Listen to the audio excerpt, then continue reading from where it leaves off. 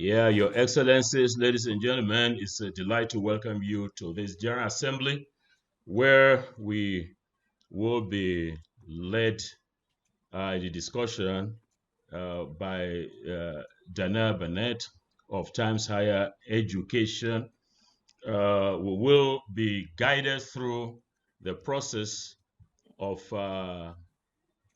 getting into and seeing how we ranked by the Times Higher Education in the World University Rankings. Professor Olayinka, you may wish to mute yourself. The second item, that's the first item, is a welcome you, and that's what I've just done. The second item is introductions. Here we have gathered vice chancellors from universities in Nigeria. We have a national committee, is the National University Ranking Advisory Committee, NURAC, which I chair, and we have members who are former professors and former vice chancellors of some Nigerian universities that are here. We also have vice chancellors from at least 143 Nigerian universities. We already have 126 persons in the room, so the room will keep increasing. And we have the chair of university ranking committees.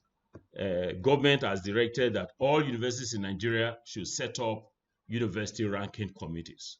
And so we have the chair of the committees here. We have the deputy vice chancellors in charge of research in our system. We have the directors of academic planning, directors of ICT. We have invited our colleagues from Zimbabwe, also from Ghana. We have about 21 vice chancellors from the Zimbabwean higher education university system present. So that's by way of introduction. It's now my pleasure to go to item 3 on our agenda, which is to invite Danae to take the floor and guide us through. 2023 World University Rankings is about to kick off. And I'll let you know something. Because of my friendship with Phil Beatty, he was able, before I joined the board, advisory board, we invited him to Nigeria. So you recall that in one of our sessions, Daniel was also there. We invited him to walk us through ranking by Times Higher Education. And you will notice, you will recall that it was Nigeria that had the singular opportunity of getting a peep into the 2022 rankings before it was even released. So we're very lucky in Nigeria. I would like to thank Danae for coming to share with us how you do it at your end. Before I yield to Danae, we're talking about ranking. And just a few days ago, we had what we call the Global Happiness Levels ranking, Global Happiness Levels. If you noticed, on Sunday, just 2 days ago, was marked as a World Happiness Day.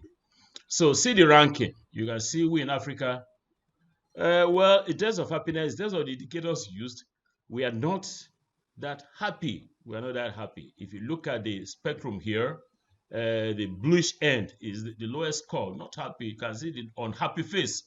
And the higher score, the brighter colors. So if you look at, let's go down to Africa and see what we have for our region. So for Africa, you can see bluish, meaning that you will see this 20.4% lower than the global average. So, well, it is indicated here that Zimbabwe has the lowest global rank of 1.44. So we want to be happy. We want to be happy on the university rankings. So that's why we invited Times Higher Education to share with us how we can do better in the Times Higher Education ranking. Anthony Udo, please mute your Anthony Udo. You are disturbing us. I've muted him though.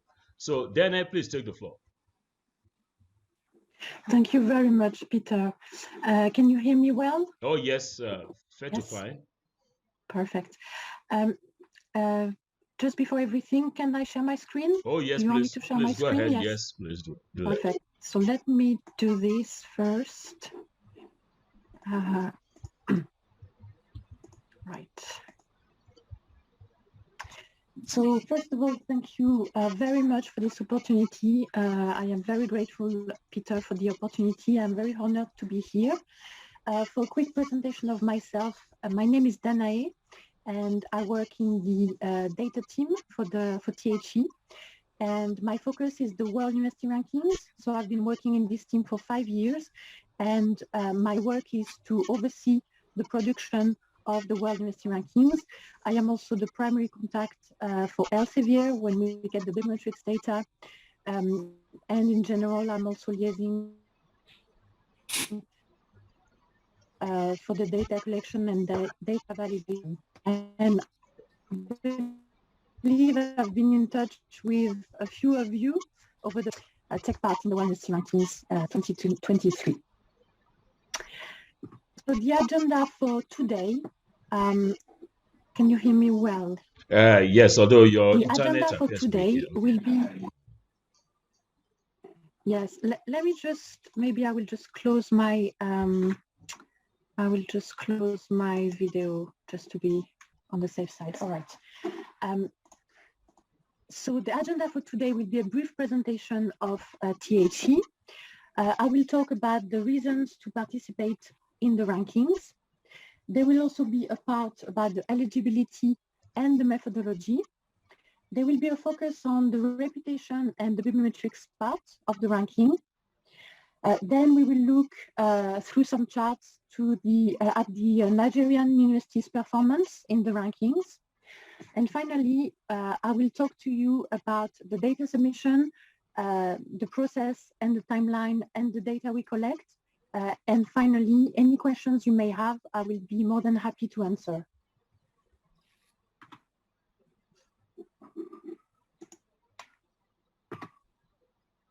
So first of all, what is THE? So THE has always been about trying to help universities to understand their position against their mission. So what we want is that we want to also help students to find and access the university best suited to their abilities and aspirations. And more largely, we want to help higher education deliver transformational teaching, research, and innovation. And so, as you can see with the dates here, we started doing this 50 years ago through what was then called the Times Higher Education Supplement. And you can see here actually the very, very first copy that we had at the time. And so how do we achieve all of this? We do this through our journalism, obviously, but we also do this by collecting data about universities that we transform into our rankings. And as you know, the most famous of our rankings, the flagship ranking, is the World University Rankings, which we started in 2004.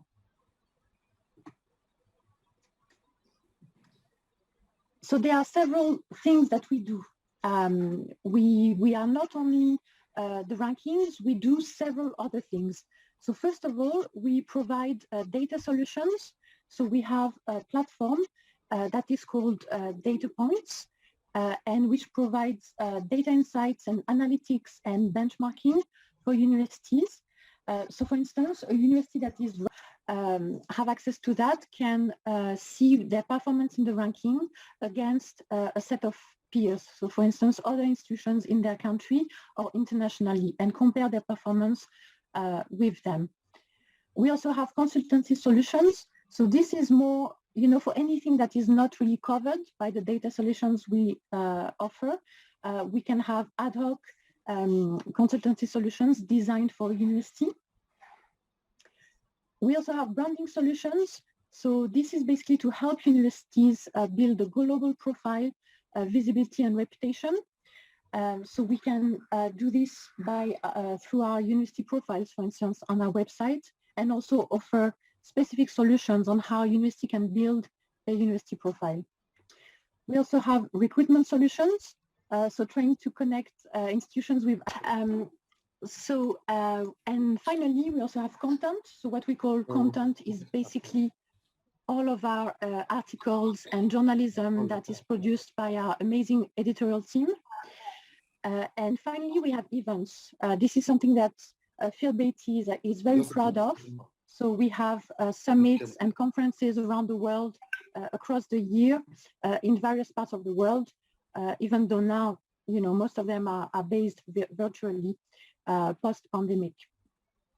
So this is what we do at THE.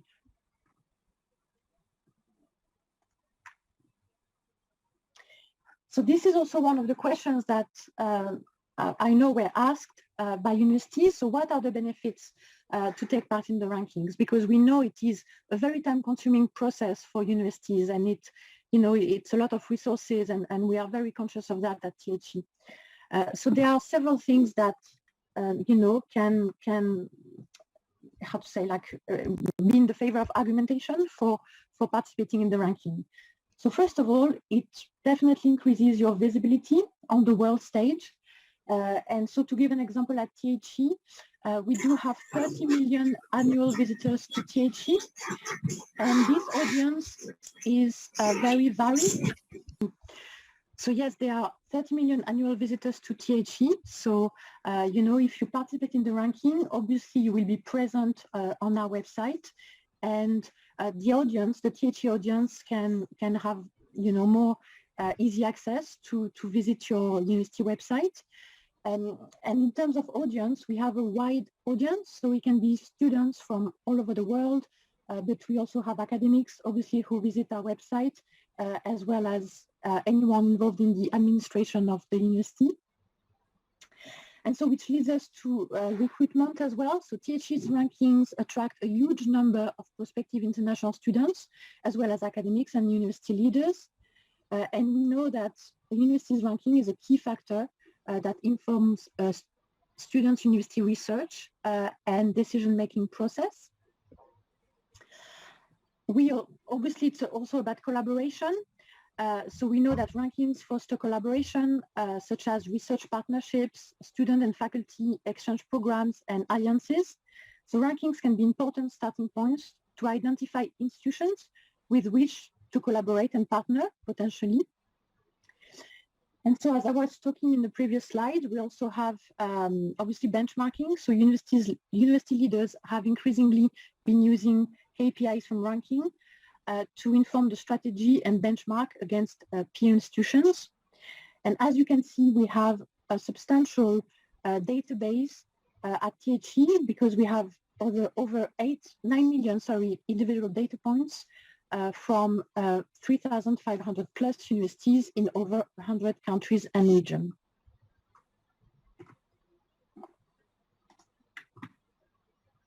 And so, for instance, this is an example of the charts that you can access when accessing our data and benchmarking tool. And if you would like to have more information on this tool, you can contact the email address at the bottom of this slide. But now let's talk about rankings. So rankings, our ranking portfolio has 3 main rankings.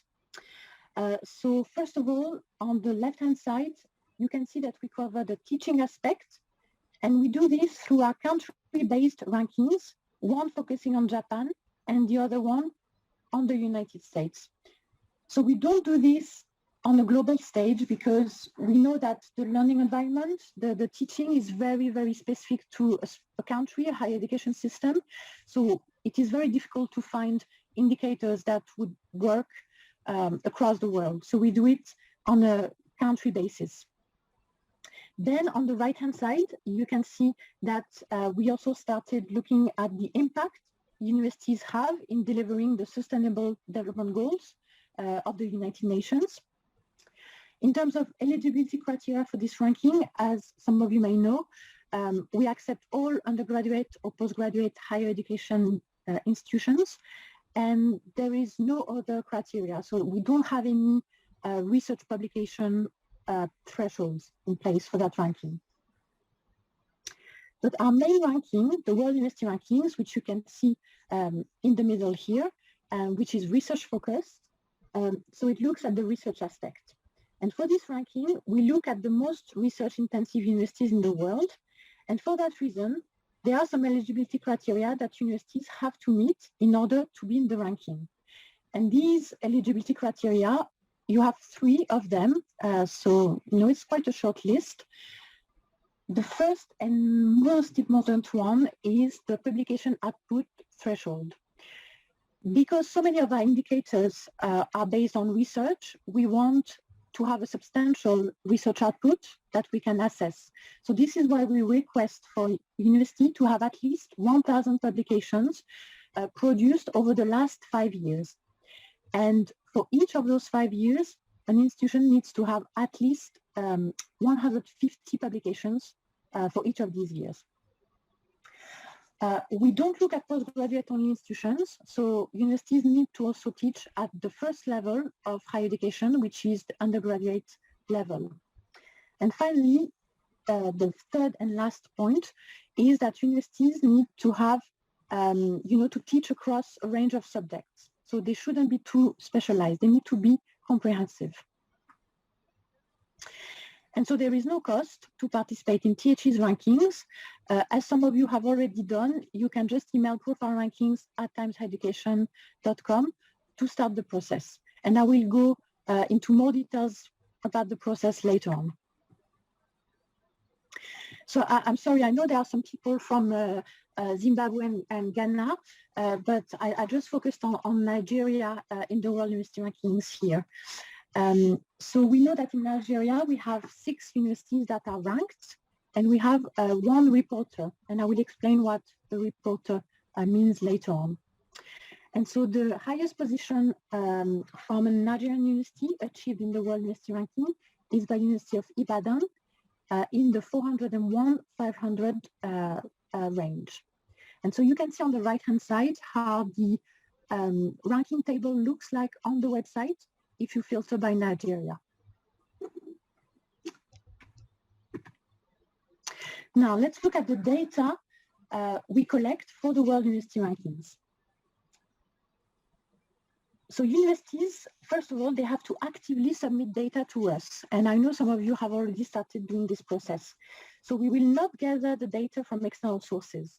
We definitely need universities to give their authorization to take part in the World University Rankings.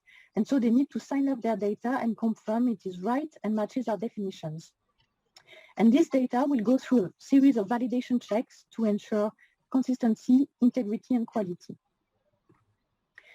Our second data set is from our global academic survey. So every year we go out and we survey thousands of actively published academics. And basically they tell us their views on which universities in the world they think are the best in teaching and in research. And the final data set is, of course, our Biometrics Data, and it's about the research output that universities produce. And we source this through Elsevier exclusively. So we source this through their Scopus database, and we don't use Web of Science, for instance. We only use Scopus. We take these 3 data sets, and then we bring them into our methodology, which is on 13 distinct metrics.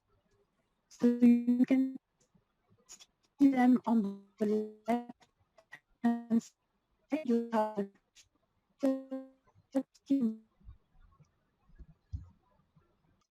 in blue here. So this is the teaching pillar, and it looks at the quality of the learning environment. So for instance, we look at the student to staff ratio. You can see that's the second line. So this is a very basic measure, but we think that we need to have enough teachers to support the students' learning. So this is why we use this metric. We also look at the total income of the institution, and we scale it by size. So this is to ensure that the teaching is appropriately funded. And there's also measures around the progression to what we believe is the highest, what we know is the highest level of the, of the institution. So it's the PhD level, the doctorate level.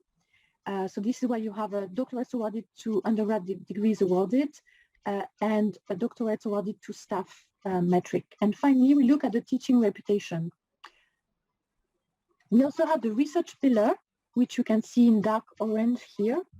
And it is made of 3 different measures. So research income, again, an income measure to ensure that research is appropriately funded at the university. We also have research reputation, of course, and then a measure about the research productivity. It is more a measure about the research intensity of the university. So we look at the number of publications published by the university, and we scale it by the size of the university. And then I will first talk about the last pillar, which is international outlook. So very simply, we look at how diverse and internationally collaborative a university is. And so we look at basically three proportions. So the proportion of international staff out of your total staff, the proportion of international students out of your total students, and the proportion of international collaboration.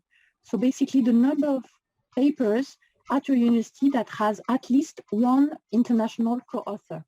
So for instance, in the case of Nigeria, from an author that does not come from Nigeria. And then the last two pillars I want to talk about are composed of only one metric. So you can see in pale orange here, we have the citations, which measures the research impact of a university. And then we have the industry income, which measures basically the knowledge transfer. And so we take all of this and we produce the ranking. And the numbers you can see here is basically in percentages. So this is the weighting that we attribute to each metric. So you can see that citations obviously is a very, very important metric because it is weighted at 30%. So it can have a huge impact on the ranking of a university.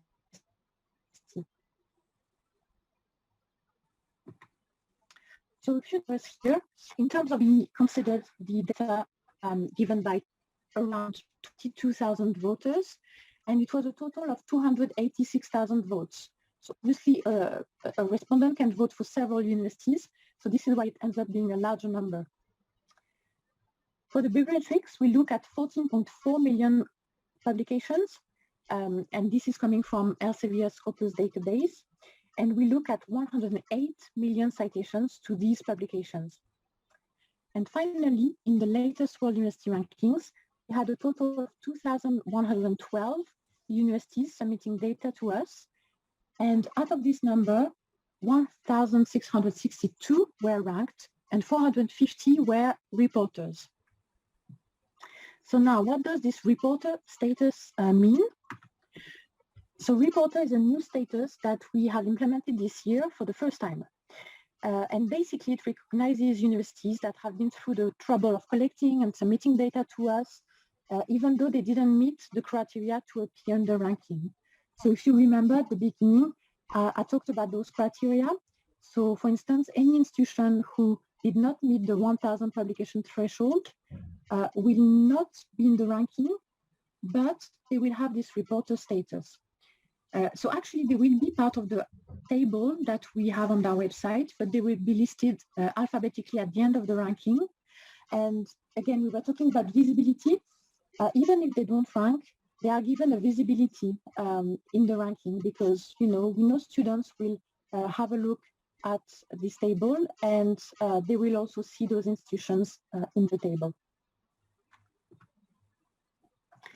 So now I'm going to speak a bit more about the academic reputation survey, because this is a very important part of the ranking, because with the teaching reputation and research reputation combined, this has a weight of 33% in the ranking.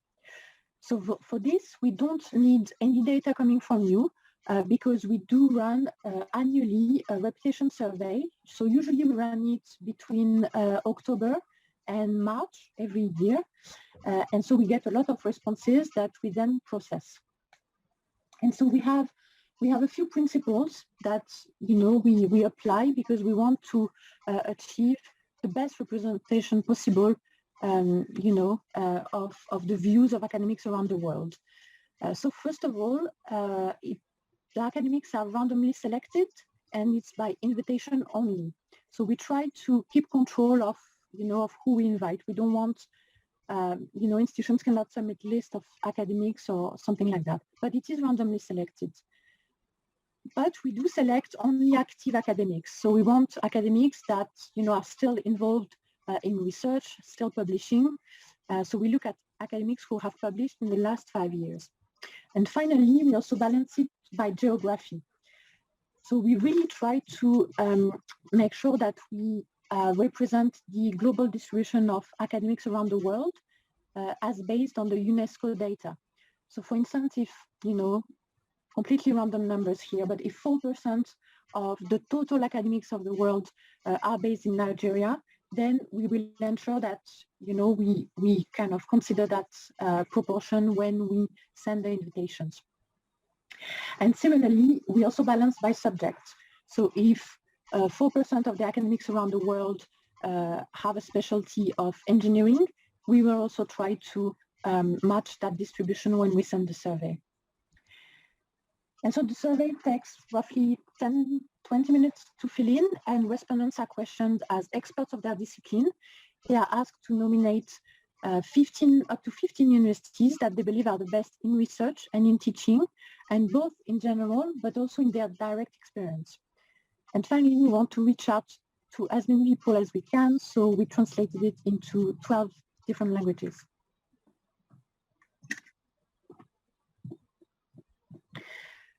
The other part of the methodology I want to focus on is the field-weighted citation impact, which we know is 30% of the ranking. So it's quite an important part of the ranking.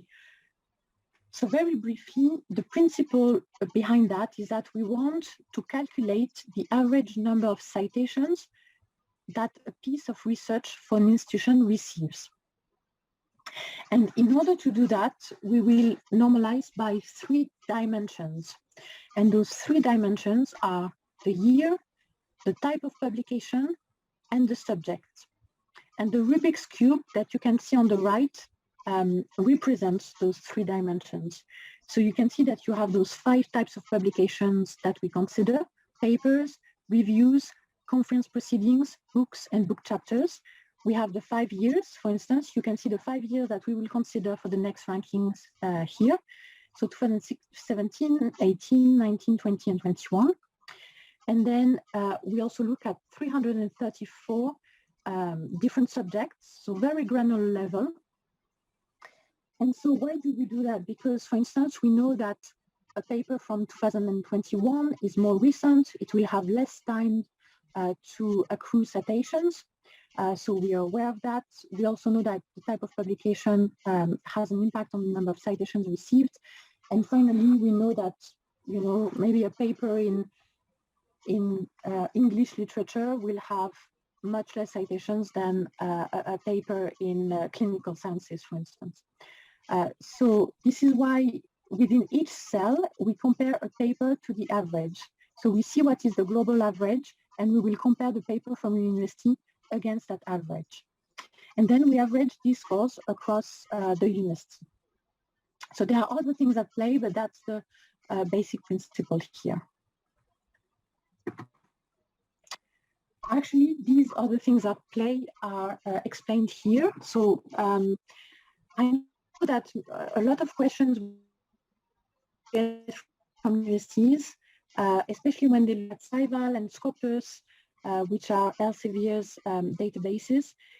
Sometimes they tell us, oh, but no, we have that number of papers, but it looks like we didn't meet the threshold, or I cannot really see, I feel like you've considered less publications. And so the reason why is that,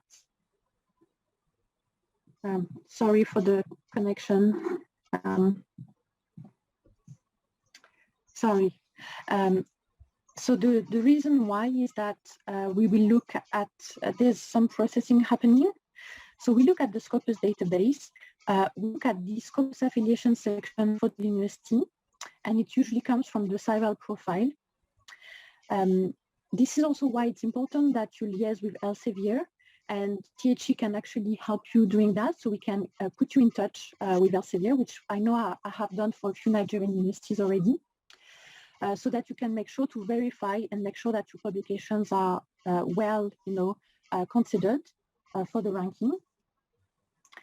Then we look at the time period that I said, so 2017 to 2021. We look at the 5 publication types only. Also, for any papers that have more than 1,000 authors, we don't count it as one. We do some fractional counting. We also remove any suspended journals. So suspended journals, this is a list of sources that Elsevier has deemed of not meeting the standard, the quality standard. So we remove those publications. Also, what is very important to know is obviously we take a photo of what the data looks like at a point in time. So we usually do that around June and July at the end of the ranking production. We also do some country normalization, and then we finally get the data for THE. So this is a bit of a lot of text here, but basically, this is just to reassure you that we do not require you to submit information about your institution's publications or citations, because we will get this directly from Elsevier. But it is important to ensure with Elsevier that your institution's publications are attributed to your Scopus publication profile accurately. Usually Elsevier is doing an excellent job of keeping up to date and making sure all affiliations are there. But if you have any doubt, email us at profilerankings@timesapplication.com, and we can put you in touch with Elsevier so you can check this. And so this will be considered for the ranking. Now, we're just going to have a quick look at some charts. So I was smiling, Peter, because the heat map that you showed earlier about the global happiness, this is basically the same, but same principle. So basically here, we are seeing the number of institutions across the rankings by country. So you can see, so in yellow, you will have the countries with the most institutions in the ranking. Unsurprisingly, the US have the most institutions. So I believe it's 128, they have the most. We also have Japan and the United Kingdom, which are really leading the way here. And then in blue, in dark blue, you will have the countries with the least institutions. And actually, as we saw, Nigeria is performing actually quite in the middle because you have 6 universities ranked in the ranking.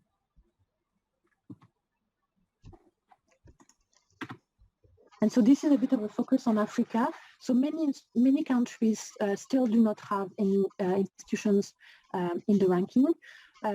As we know, it's also because maybe they don't reach out to us because some of them may be ranked. So yeah, please do not hesitate to reach out to us and we can guide you there. So there are a total of 71 institutions in Africa in the World University Rankings. 12 different countries are represented, and as I said, 6 institutions are from Nigeria, and it's the 5th highest in Africa in terms of representation. South Africa, Egypt, and Algeria are the most represented here. So there's a bit of a success story with Nigeria because this is basically the number of institutions that have been in the ranking since 2017. So I'm going to discard the impact ranking for now, but we can look at the World University Rankings, the WUR, and we can see that in 2017, only 5, 6, 7 years ago, there was only 1, but the number has gradually improved, and now we have 6. And I believe we will have many more next year. Again, talking about a success story. So this is looking at the last 3 editions of the ranking. Sorry, the last 2 editions of the ranking, actually. So this is looking at the changes in the average World University Ranking rank on the left, and the changes in the average World University Ranking score. in the right. I mean, the two are related, but we know that there may be some discrepancies between the two. And so you can see that in red, you have the world. So the average rank has actually decreased, but the average rank of, when you only look at Nigerian universities, so the 6 of them that we've had in both last year and this year, the average rank has actually improved. So this is a really, really great thing to look at, and it bodes very well for Nigeria as a whole. So this is another chart showing the average World University Ranking score change between 21 and 2022. And I was really, struck by the fact that Nigeria is performing really well here. So you can see that in yellow, the more yellow, the more there has been a positive change. And then the bluer, it's more like there's been either a negative change or at least it has remained a bit stable. So we know it needs to be taken with a pinch of salt. So for instance, the US, he's remaining stable, but at the same time, many of them are already at the top, so they cannot really increase anymore because they're already at the top. But for many countries with less universities and that are located in more spread across the ranking, we can see that for Africa there's been really a good story here with Egypt and Nigeria specifically. So here we're looking at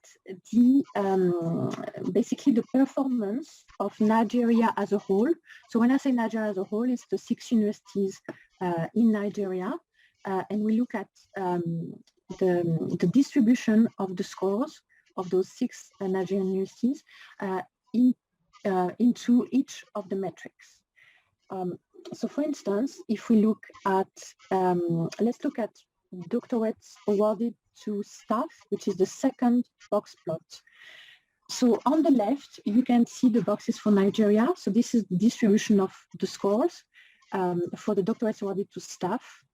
And then in the background, in a slightly pale color, you have the box plot for the whole world. So 1,662 universities in the world. And so this is basically showing the distribution of the scores across the world. And so you can see that the median, for instance, for this metric is better in Nigeria than in the rest of the world. So we can see, this is a way to show a bit the strength and the weaknesses of a specific country against the world.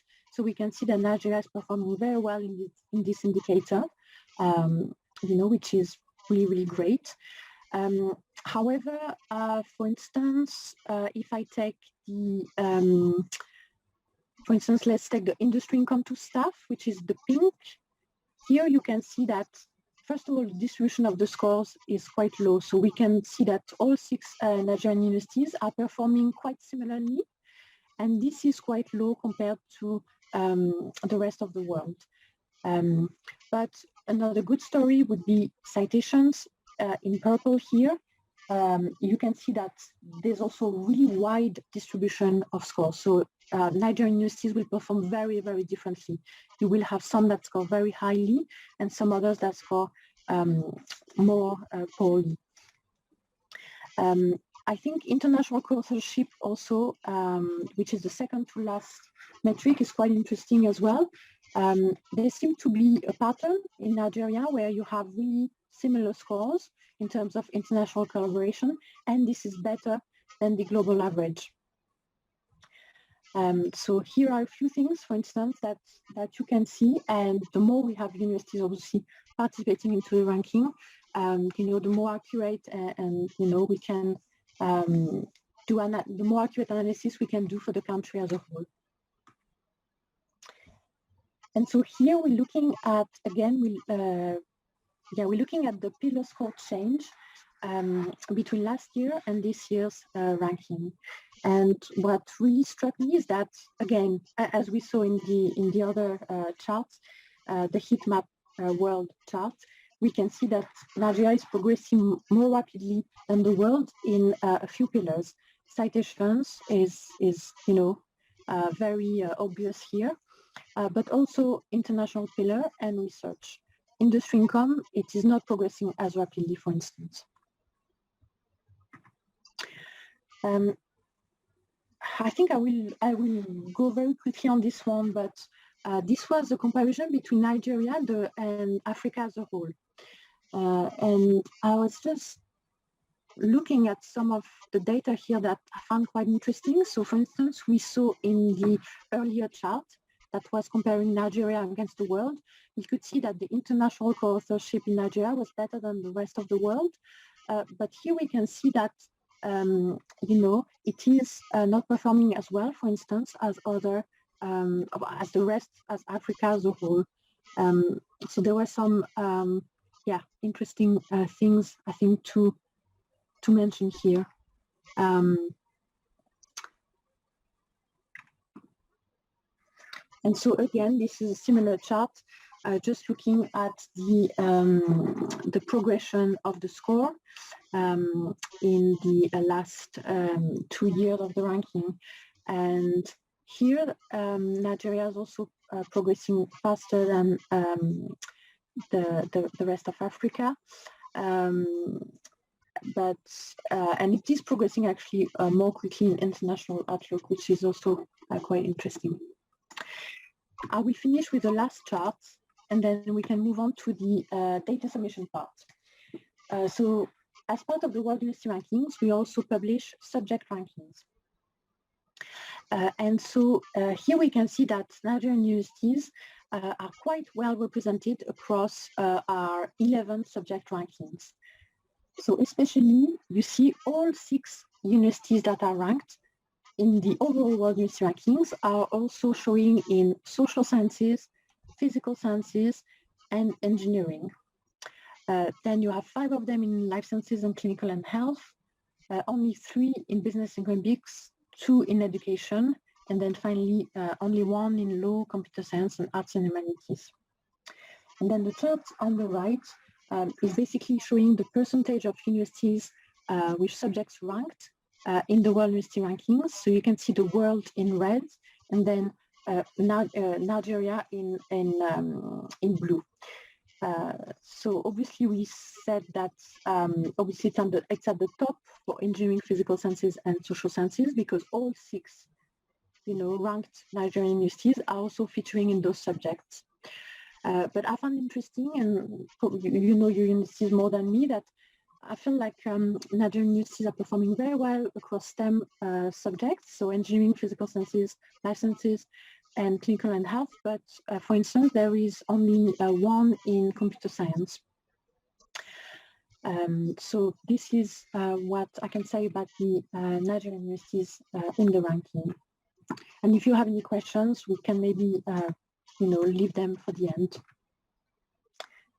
So now we'll talk about the practical part, and I know that we've been in touch with some of you for the data submission part and for the process to be registered for the World University Rankings.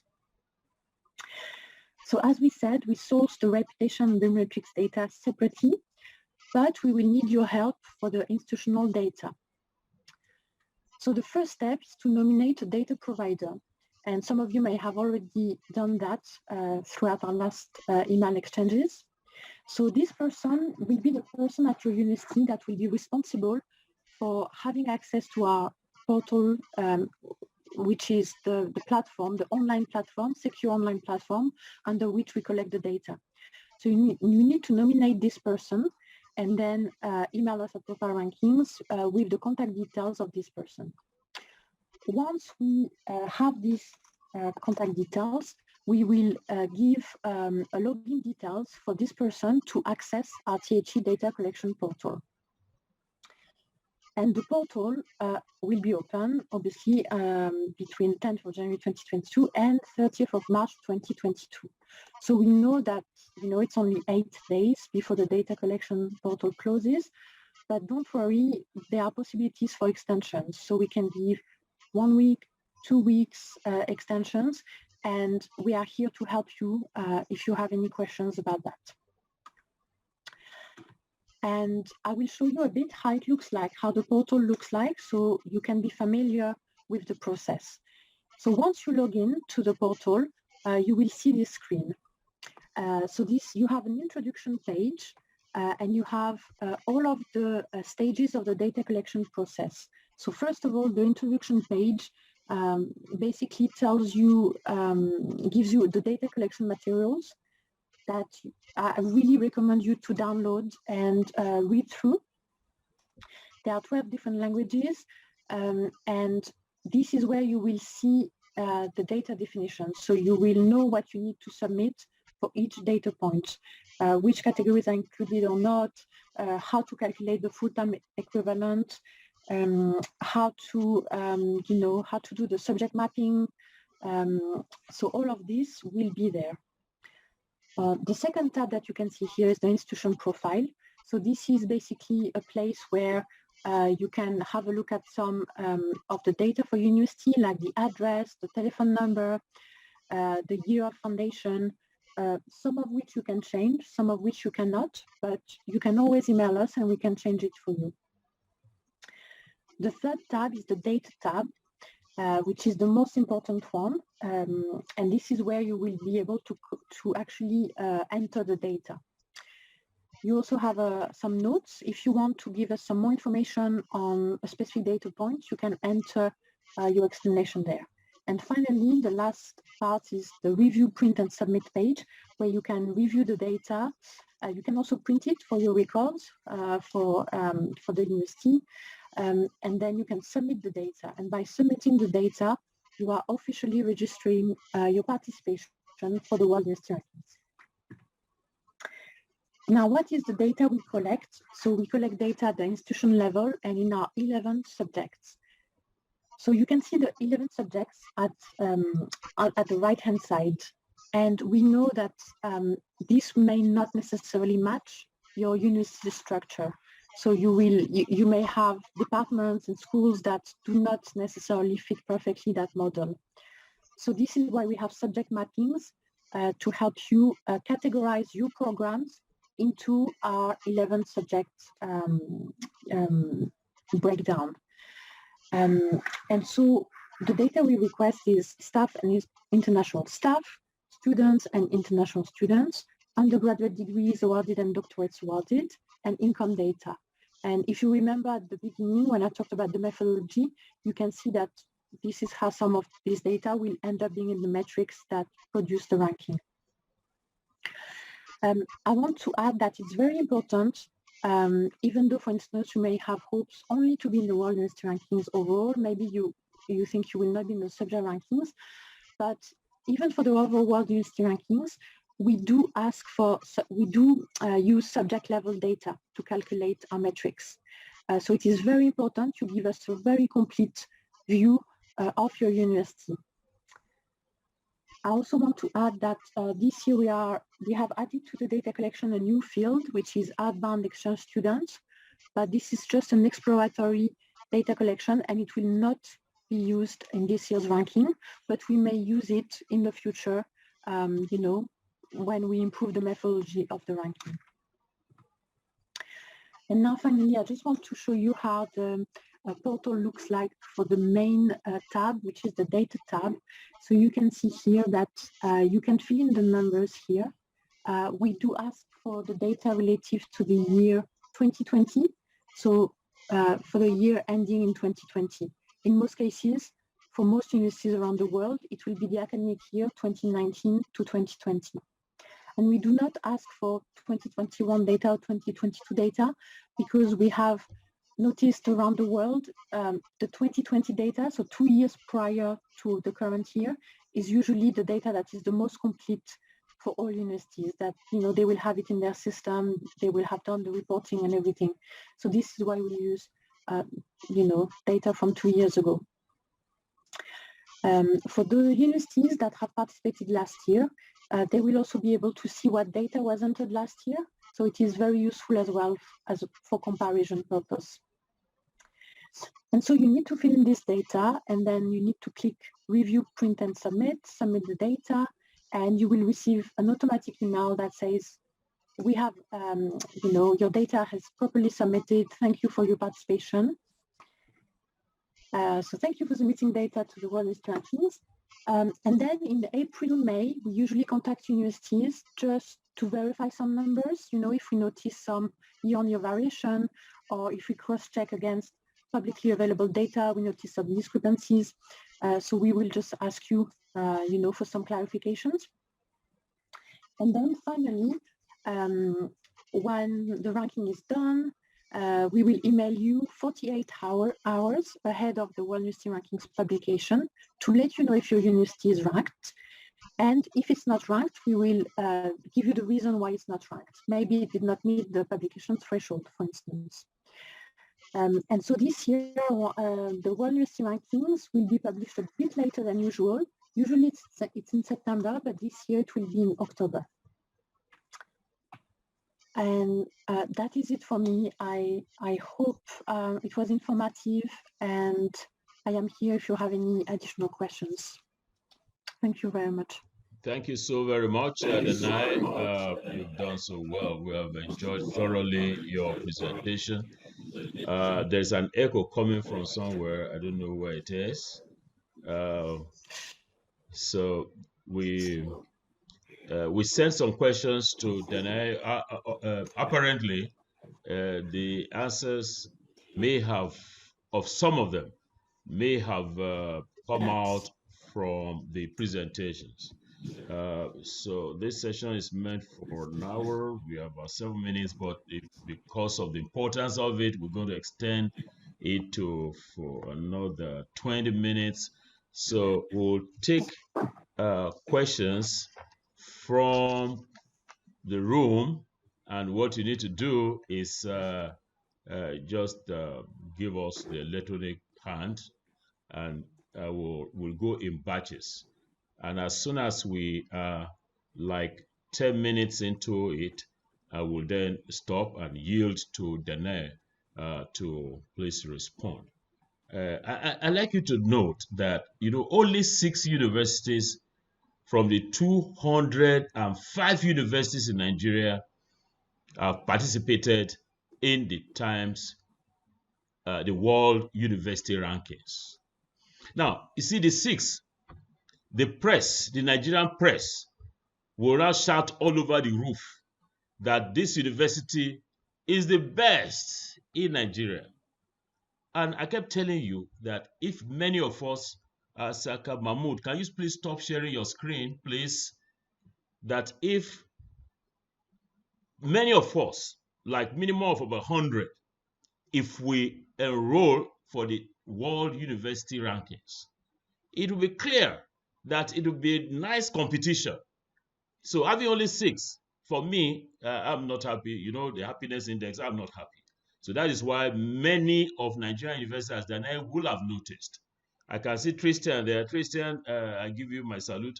We see many more Nigerian universities coming in on board.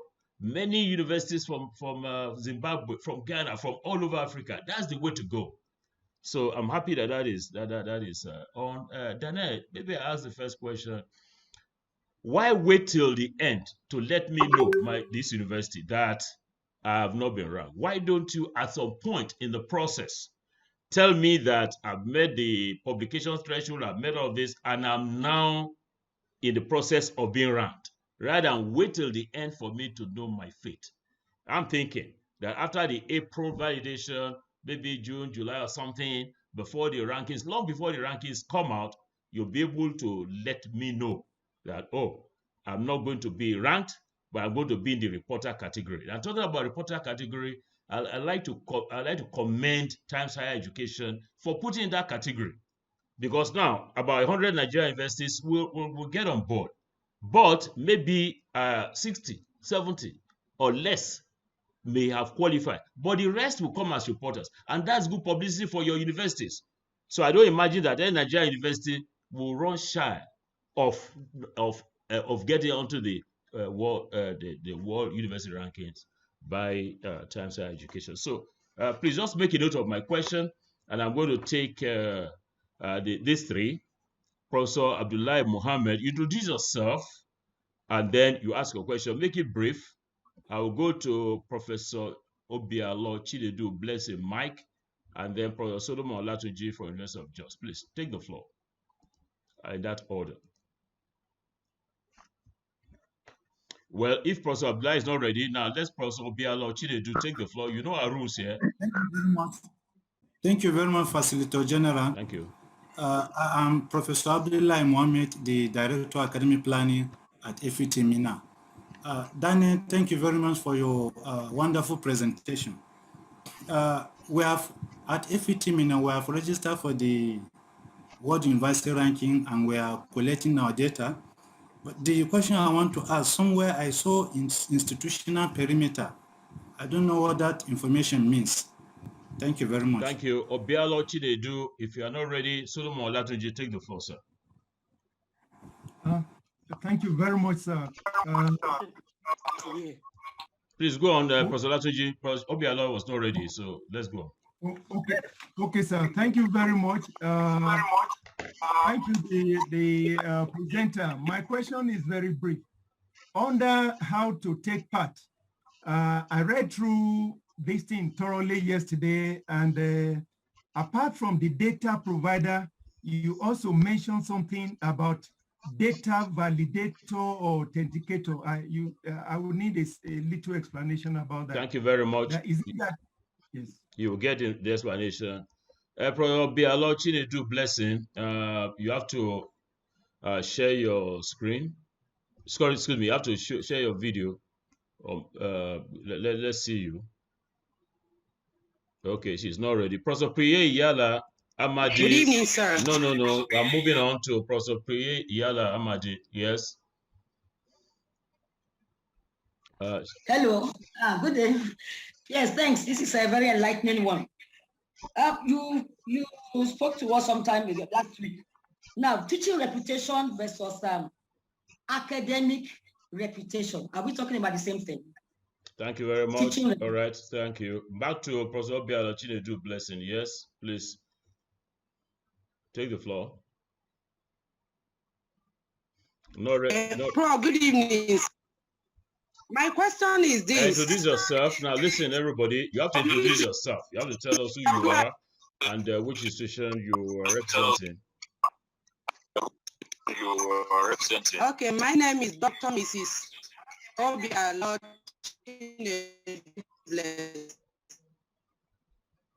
Your network is not cooperating. Professor Johnny Ogunji, please take the floor. Ogunji, take the floor. Okay. Yeah, thank you. I think the network is not cooperating with all of you. Johnny Ogunji, the AP for Alex Ekwueme Federal University. Ogunji, Director of Academic Planning, Alex Ekwueme Federal University.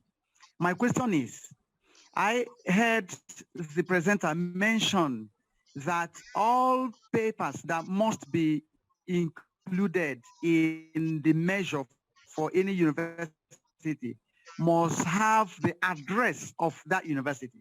Now, what happens if someone maybe was in a university like maybe University of Ibadan for 5 years, and presently the person is in Alex Ekwueme Federal University? How will the papers published use? Yeah, sorry about that, Professor Johnny. Your network is poor. I think your question is straightforward.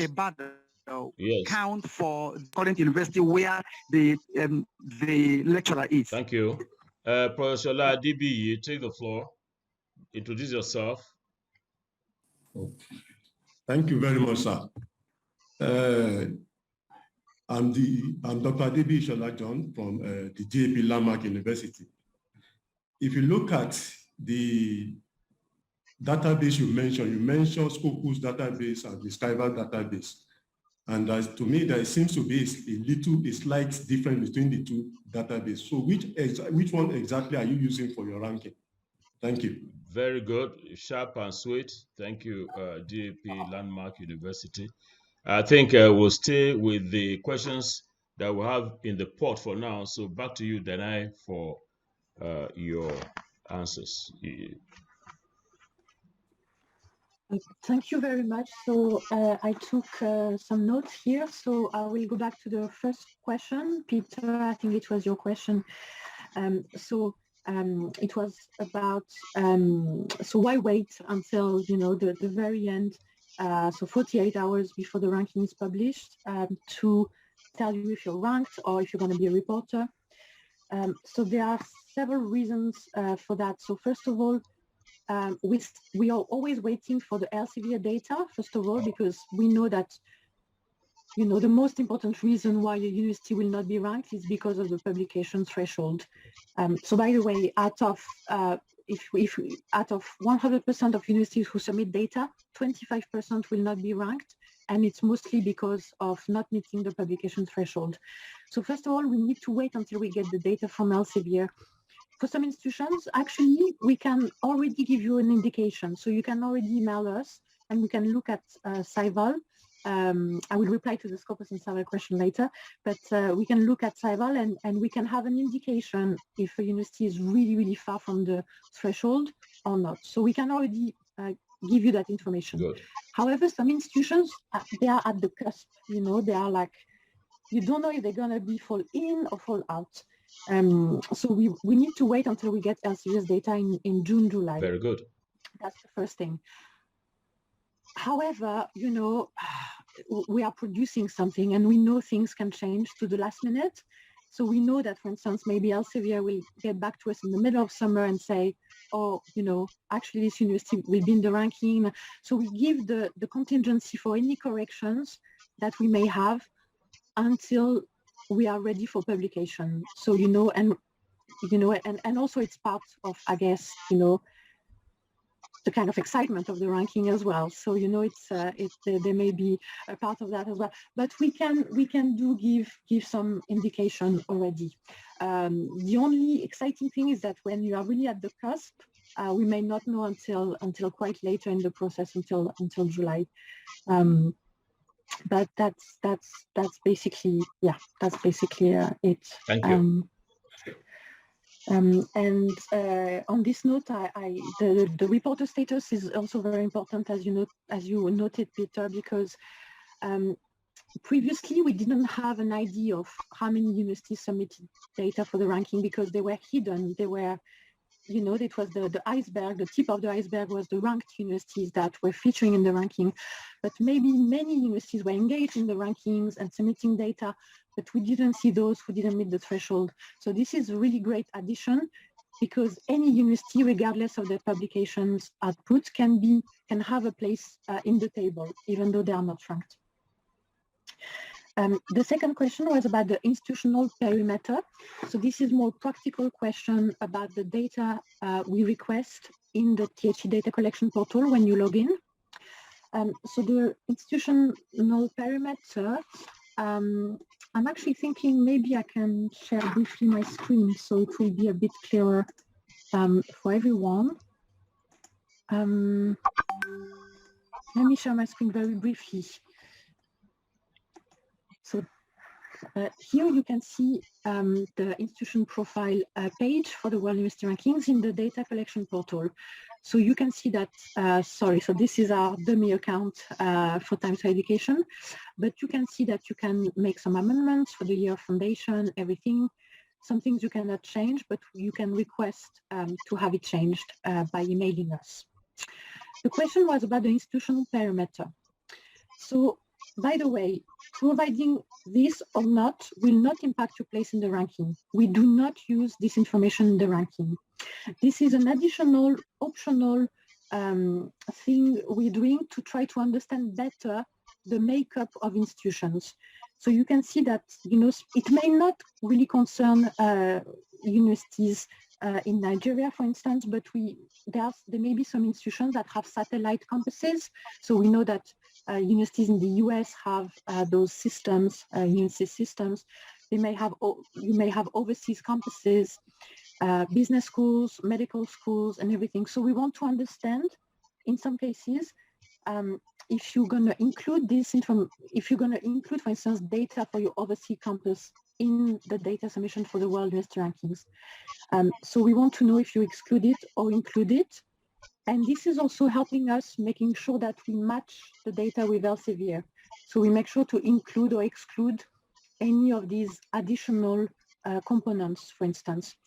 But if you do not have anything, really, if your institution is, you have your university and that is, your structure, you can just put a main campus or university in the inclusions, and then the inclusions you can put none or 0, and that will be completely fine. And then again, it will not have absolutely no impact in your university ranking.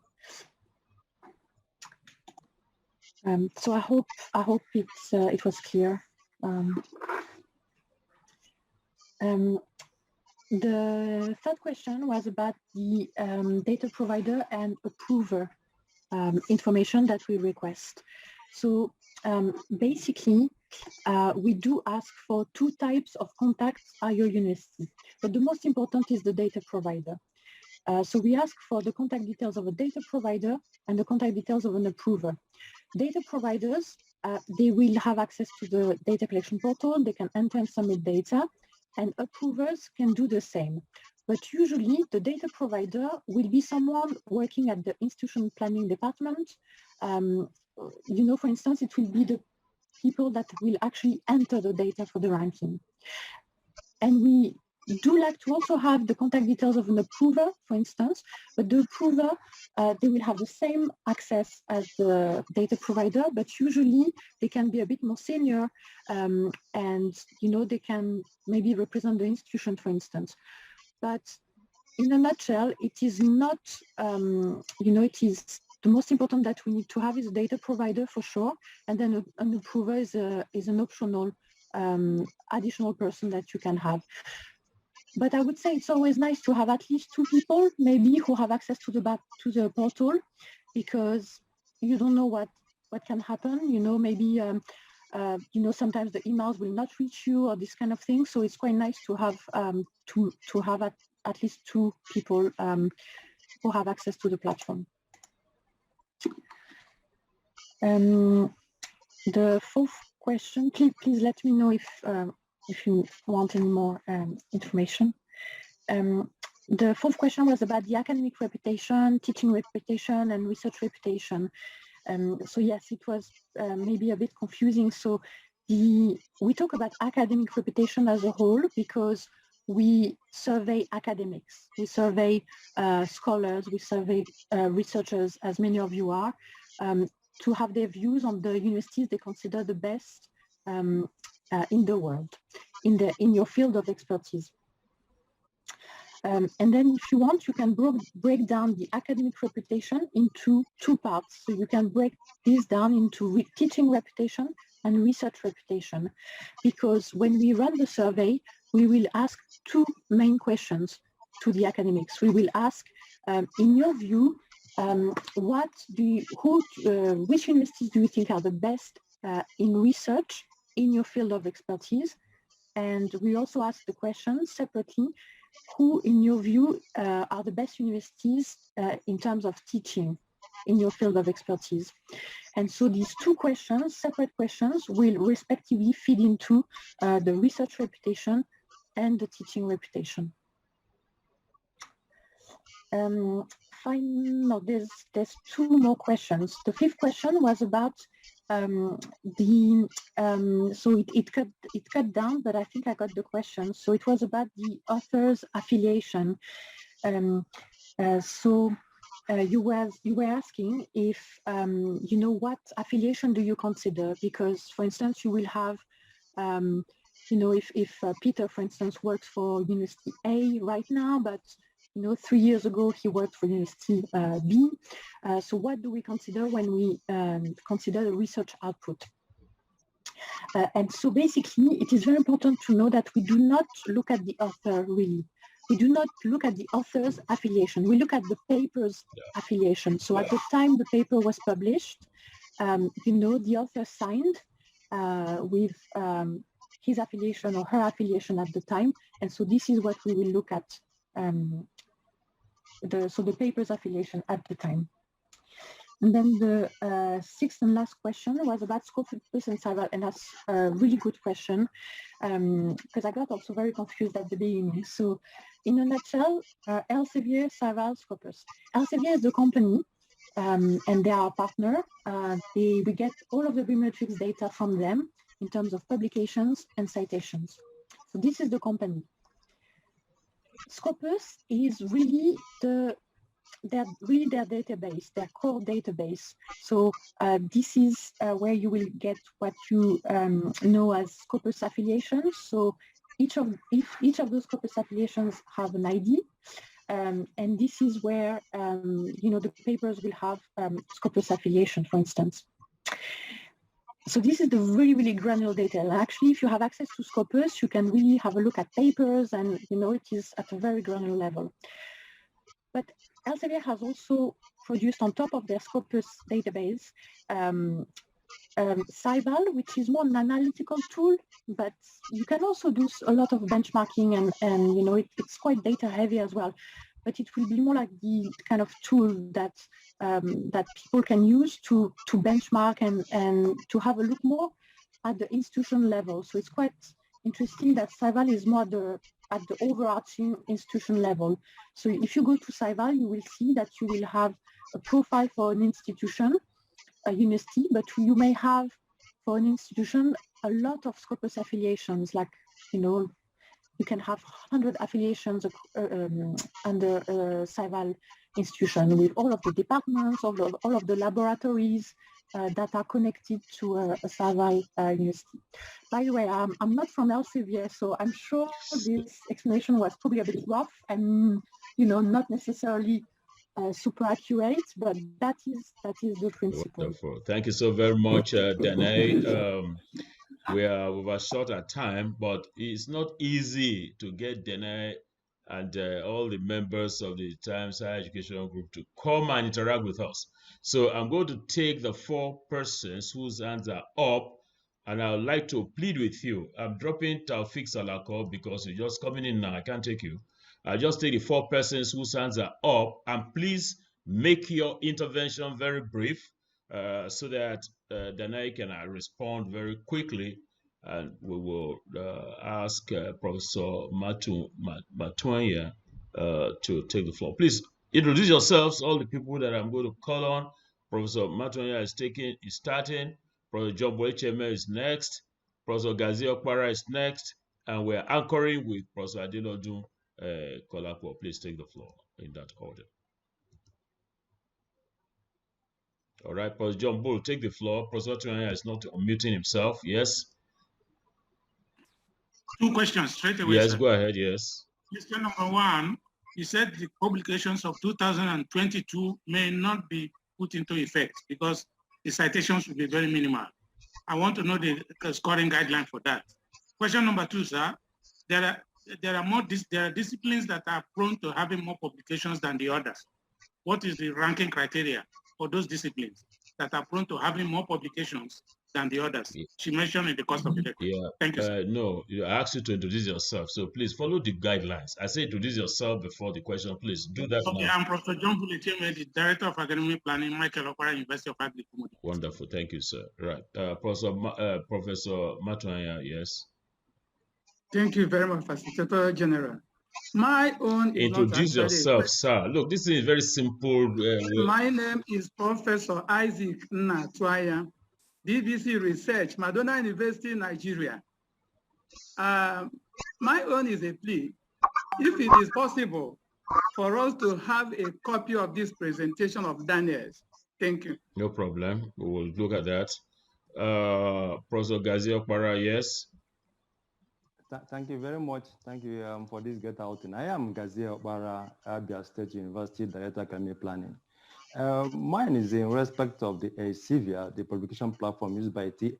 I know there are other platforms too. There must be a unique point in Elsevier, hence they use it. So why Elsevier for THE only? Thank you. I'll just answer you directly. If you have been attending our meetings, Professor Okpara, I said it very clearly. The ranker decides what it wants to do. It decides on the metrics, it decides on the indicators, it decides on what? Why are you asking? I mean, that's what they want, and that's what it is. So, okay, they will answer you, but just know, if you are ranking, look, the one we are doing in Nigeria, nobody can come and query us, because we have our own agreed criteria, our own agreed metrics, and so we go there. So nobody can come and ask us why we're doing that. So the last person I did not do call for, please, the instructions are clear. Professor Charity Aremu, you were here when I said that was the last person. So I'm dropping your hand. Next time, please just note what our conditions are. I did not do call for, take the floor, and that's the last. Professor Helen Okpala, you are dropping your hand. Yes, go ahead, Professor Adeola Kolapo. That's the last person. Please unmute yourself, sir. Thank you very much. I'm Dr. Adeola Kolapo. I'm the chair of the University Ranking Committee. Thank you, where? Daniel. Of which university? University of Ibadan? Of Augustine University. Okay. In Lagos. Why Daniel was making a presentation, she talked about the institutional scopus profile. I want to ask the question: is it necessary or is it compulsory that all the institutions that we partake in the ranking process must equally open that kind of profile? The kind of scopus auto profile is what I'm quite familiar with. But she was talking about the institutional scopus profile. Is it important that we as an institution, we still need to go ahead and open that profile? Thank you very much. Yes. Daniel, back to you, and please make your response brief.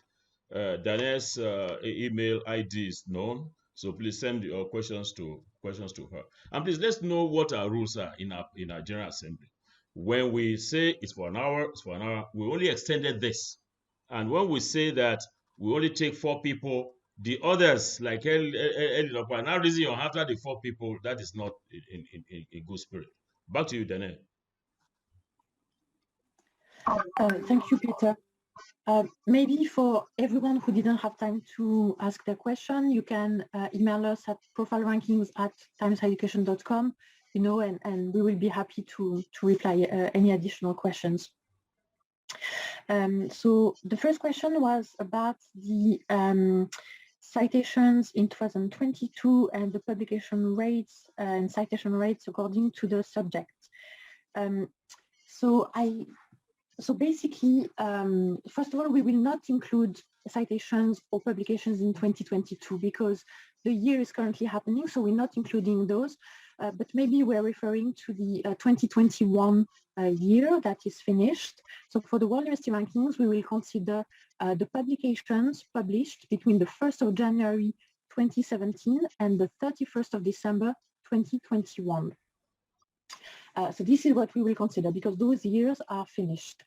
I did mention that, so this was an example to explain why we are doing, for the field-weighted citation impact, why we are looking at those 3 dimensions, if you remember. So we're looking at the subject type, we're looking at the year, and we're looking at the type of publication.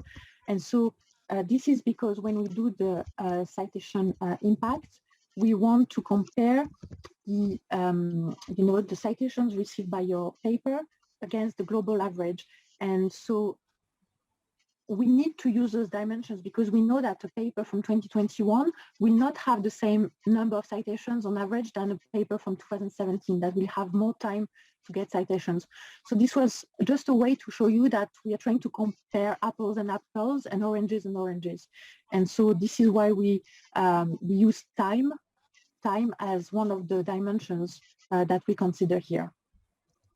And then the other question was about, yes, so the publication rates and citation rates will also be very different according to the subject. So, maybe more scientific, well, hard sciences fields, there may be more citations. So again, this is back to the dimensions that I was talking about. This is why we will consider subjects differently. And we look at, again, trying to compare apples with apples and oranges with oranges. If the question was more, not really necessarily about biometrics, but more about the subject normalization we use when we calculate the ranking based on the data provided in the portal, this is why we do ask you to publish, submit data for all of your subjects, because there will be some normalization happening when we do the ranking calculation for the subject weighted indicator for the overall ranking. But I think it is a bit kind of complex, and it's more for our data scientists to explain. But this is to show you that we do consider different profiles of universities, and that universities that may be very tech focused will not necessarily be advantaged over universities that are more kind of in liberal arts and stuff like that, because we do take this as consideration. Sorry, I tried to be quick. The second question was about the presentation, if we can,